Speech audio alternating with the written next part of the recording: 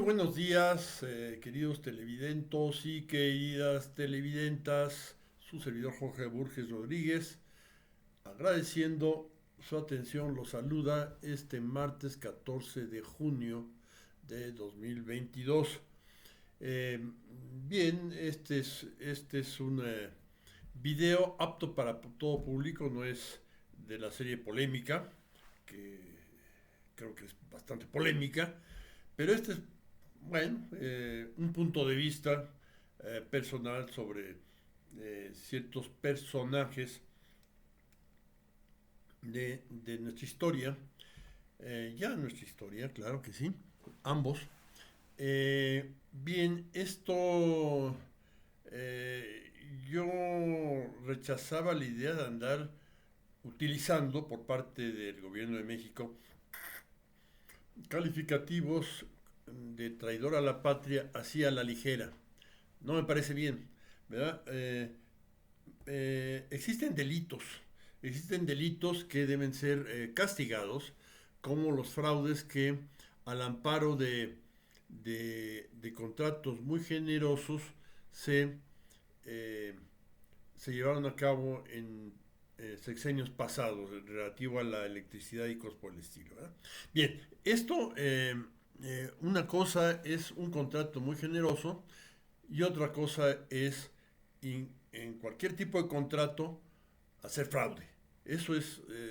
Son cosas diferentes y el fraude es documentable y se puede llevar un castigo judicialmente correcto. Esto es muy importante. Bien, me voy a referir a dos personajes de nuestra historia que firmaron o celebraron o pactaron contratos muy generosos eh, eh, en diferentes rubros. Miren, uno de ellos es Porfirio Díaz,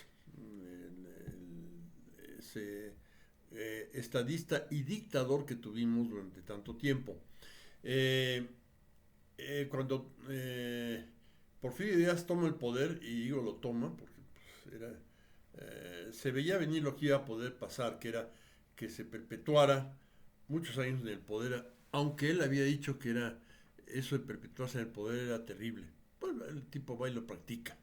Las circunstancias lo orillan, creo.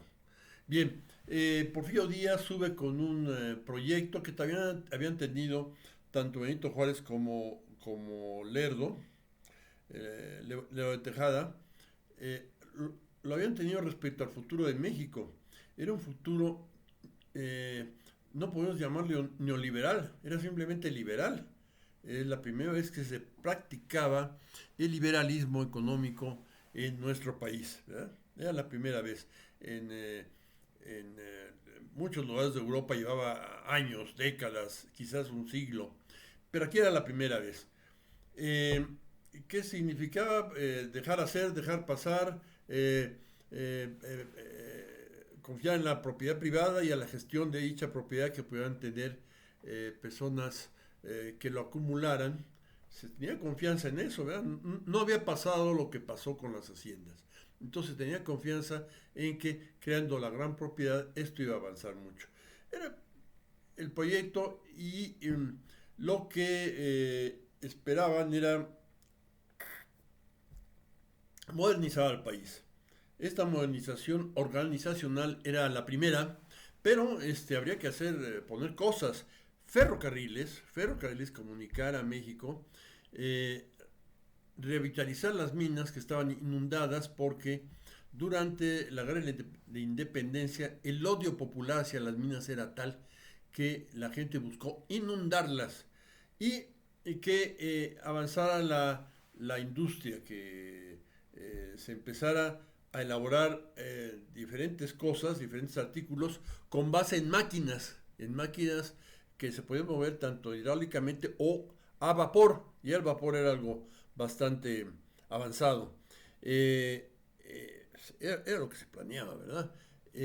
Pero para eso se necesitaba capital, tener capitales.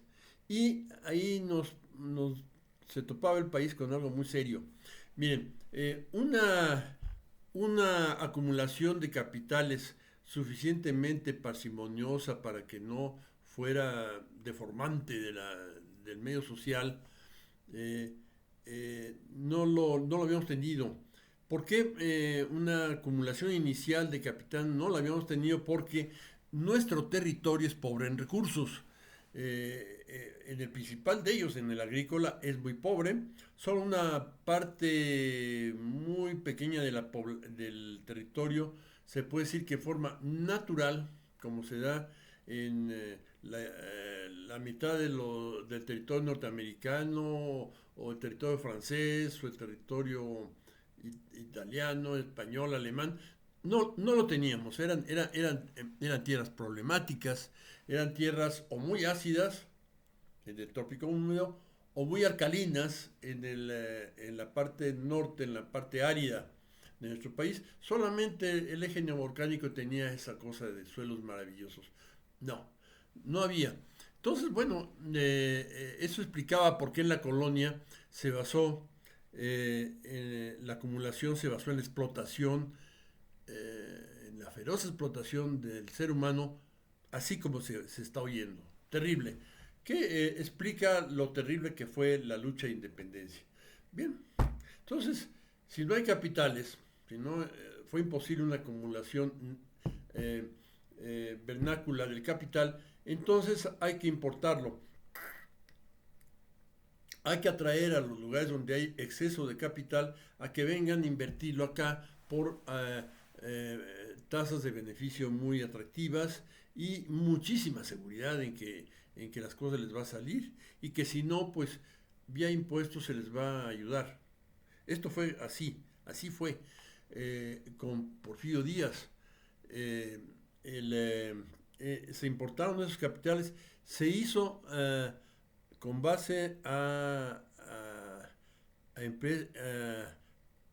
contratos muy generosos. Por ejemplo, en los ferrocarriles, además del derecho de vía, se les recompensaba con eh, propiedades a lo largo de la vía, ¿verdad?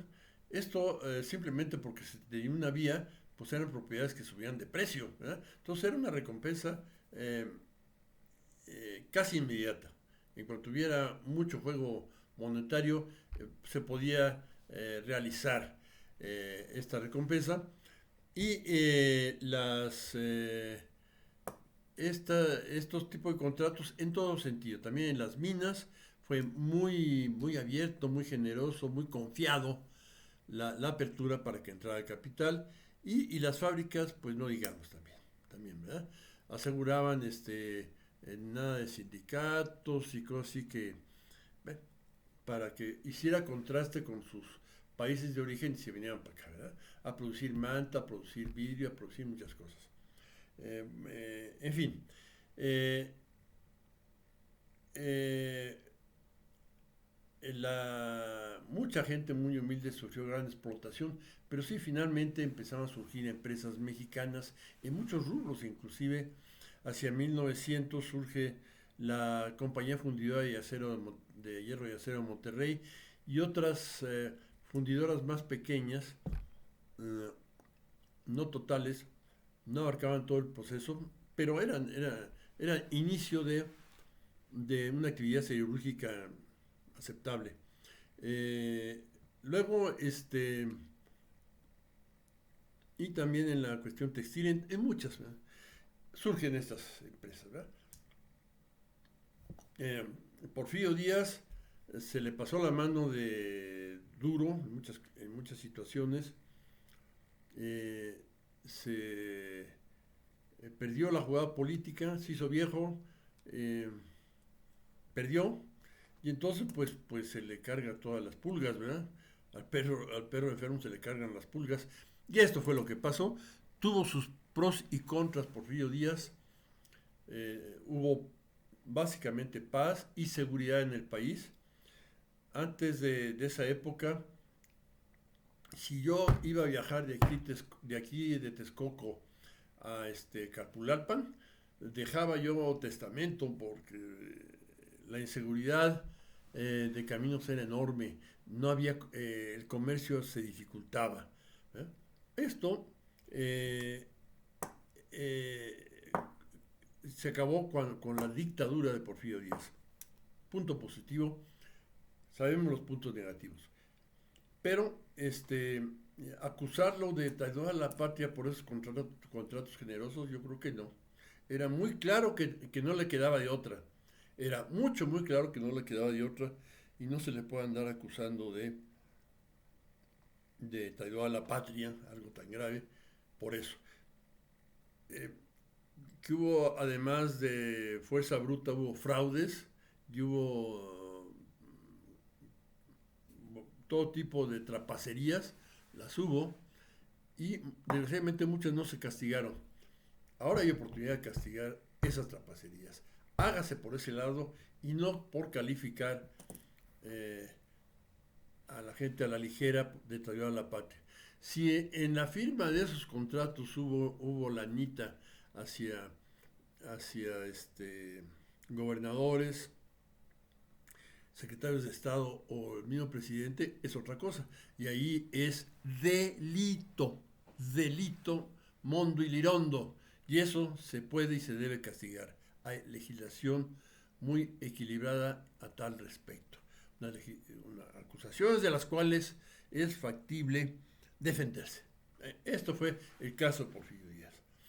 Otro al que se le acusó de traidor a la patria, bueno, cuando empezaba yo a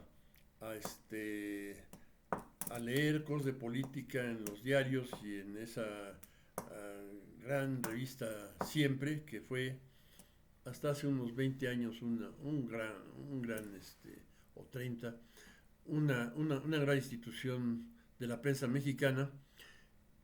Se le acusaba mucho, bueno, Miguel Alemán, el presidente Miguel Alemán, eh, no distinguía demasiado en la frontera entre el gobierno, ser gobernante y ser hombre de negocios, ¿verdad? Entonces, bueno, hubo negocios al amparo del poder, negocios que ahí están sus resultados, algunos buenos, otros no tanto, pero algunos fueron muy buenos negocios que él realizó como negocios buenos hacia la sociedad y bueno, una acción política que se revuelve con eso y bueno, un personaje de este estilo, pero de ninguna manera traidor a la patria, de ninguna manera. Eh, nos caía gordo a los jóvenes de los años finales de los 50, principios de los 60, nos caía muy mal por varias cosas, ¿verdad? Eh, eh, una de ellas la estatua en Ciudad Universitaria, ¿no? Un auto-homenaje que se hace a un presidente nos caía muy gordo. Nos caía mal, en esa época era la época en que Estados Unidos estaba agrediendo salvajemente a naciones latinoamericanas que simplemente querían avanzar. Se les acusaba de comunistas y cosas de este estilo. En aquella época eso era muy nuevo, eso es justificable que hubiera gentes suficientemente ingenuos para espantarse del comunismo, ¿verdad? Pero bueno, con ese espanto justificaban que se perpetraran las canalladas que se perpetraron con varios países, entre ellos Guatemala y otros más, ¿verdad? Colombia hubo un dictador, en Venezuela otro, en fin, eso, hubo mucho. Y pues nos caía gordo que fuera Mr. Amigo de Estados Unidos, en alguna ciudad lo nombraron Mr. Amigo, ¿verdad? Y nos caía gordo, ¿verdad? Pues que si me dicen algo halagüeño y yo sonrío, pues ¿qué de malo tiene, ¿verdad? Pero en fin, nos caía mal. Y y, y bueno, era muy pro-norteamericano, ahorita vemos por qué. Era muy pro-norteamericano, pero comparado con Salinas, Cedillo y eso era una especie de Juan Escutia o inclusive un José Azueta, ¿verdad? De la resistencia hacia el invasor. ¿No? Pero miren, en el año 1947, cuando empieza a ejercer el poder, toma la posición de la presidencia el 1 de diciembre del 46, pero nada más queda de diciembre. El 47, en el año 47, la situación geopolítica del mundo era muy fácil de percibir y muy difícil de eludir. ¿Eh? Teníamos vecindad como un país no solamente muy rico, sino que era el país que había ganado la guerra anterior. Yo mismo lo decía, lo que voy a decir, que quien destruyó al ejército alemán fue la Unión Soviética. Es muy cierto, pero el ganón de toda la situación mundial, porque actuaron con mucha prudencia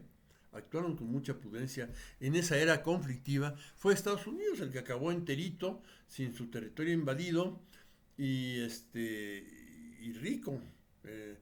48 sí se empezaron a hacer cuentas nacionales y resultaba que el 70% de la riqueza mundial se producía dentro del mapa que vemos de Estados Unidos, sin contar Alaska o Hawái. Ese mapa, ahí se producía.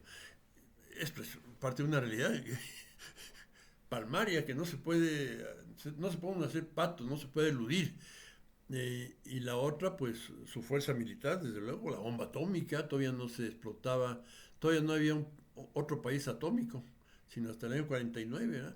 Entonces, bueno, esto era una prestancia política enorme y no te puede hacer pato en eso, ¿verdad? Y había que llevarla bien, y si te nombran Mister Amigo, pues que te nombran Mister Amigo, ¿verdad? México tenía un as económico. Bueno, la cosa era tener una buena situación, un buen manejo económico con Estados Unidos, ¿verdad? Que no generara conflictos y que fuera provechoso hacia México.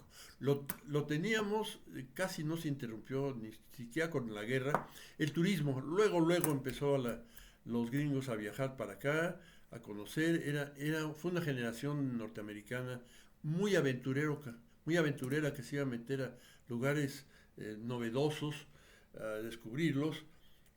Ahora se van a meter a ¿cómo le llaman?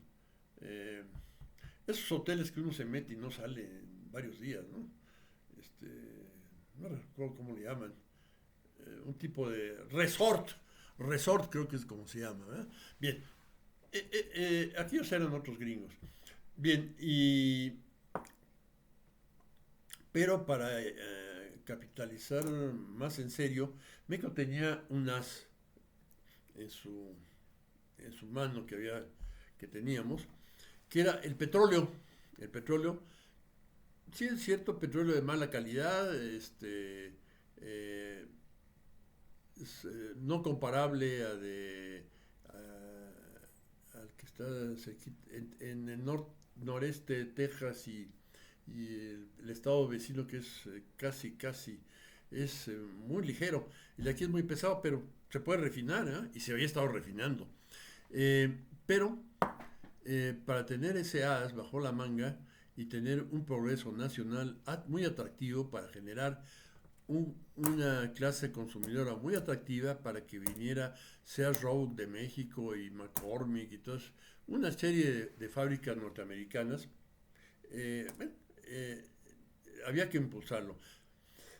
El petróleo era nuestro as, pero había un nudo ahí. Se estaban los campos que estaban en explotación durante la expropiación petrolera se estaban agotando y no había nuevos, había que explorar y hacer exploraciones no solo primarias, sino perforar y ver de qué color pintaba el verde, ¿verdad? A ver qué tan promisorio era. Y para eso se necesitaba dinero. Y necesitamos ampliar la capacidad de refinación. Teníamos 3 refinerías, una chiquita, ya era chiquita la de aquí, la de Azcapotzalco era muy chiquita ya en ese tiempo, y más grande la de Ciudad Madero y la de Minatitlán, 3 nada más, una ya caducando, y al poco tiempo, bueno, no al poco tiempo, a los 20 años se cerró la de Azcapotzalco. Pero bueno, necesitábamos una refinería nueva y moderna, con tecnología moderna, y se pensó en Salamanca, en el Bajío. Pero no había lana, ¿verdad? O había poca lana. Y teníamos que, una cosa sería decir, bueno, vamos a perforar y que nos presten los bancos, pero ¿cuáles bancos? Todos eran bancos comerciales norteamericanos y los bancos oficiales, el Exim Bank y ese tipo de cosas, no le iban a prestar al país que les había expropiado el petróleo, había expropiado los bienes de las compañías petroleras eh, 9 años antes, ¿verdad? No lo iban a hacer, entonces prestar para el petróleo no lo iban a hacer. Eh, entonces, la, y la lana que tenía el gobierno era poca. Entonces, lo que idearon fue lo siguiente. Hay un libro fantástico que escribió sobre el petróleo, uno que fue uno de sus primeros directores, don Antonio J. Bermúdez. Léanlo, es de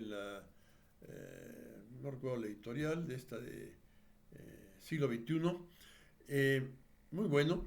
Eh, era, la, la idea que tuvieron es la siguiente. Vamos a hacer la refinería, ¿verdad? Por cuenta de México, y la explotación, la exploración y explotación primaria de nuevos campos se la vamos a dejar a pequeñas empresas norteamericanas. Las grandes no, porque esas no tenían coraje y además estaban muy ocupadas con Medio Oriente, muy ocupadas con Medio Oriente. Entonces,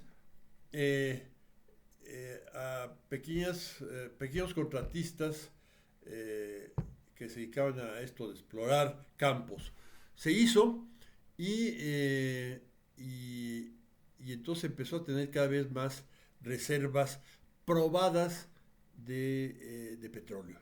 Cada vez se relajó esta limitante y cuando entró a funcionar la refinería de Salamanca, el incremento de refinados fue enorme y algunos muy nuevos, que era, por ejemplo, el Gasolmex, que era una gasolina de alto octano que permitía a los mastodontes norteamericanos de los 50 y 60 funcionar esos motorzotes, ¿verdad? De alta compresión.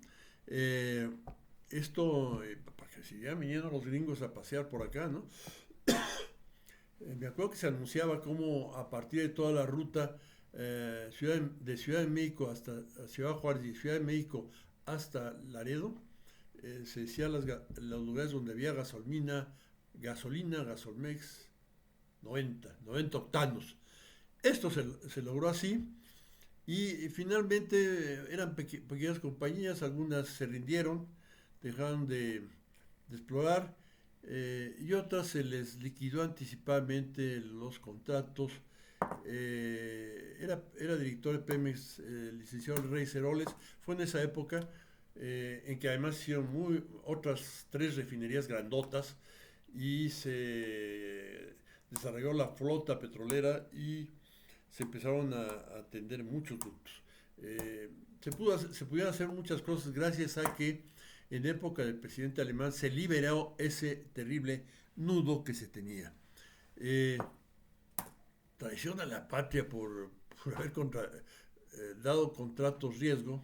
El contratista perforaba en tal lugar y estaba atenido a recibir como pago los productos de esa, o parte de los productos de ese pozo, ¿verdad? Entonces, realmente no eran grandes monopolios. Entonces, nunca estuvo en peligro la soberanía nacional y fue una medida muy inteligente.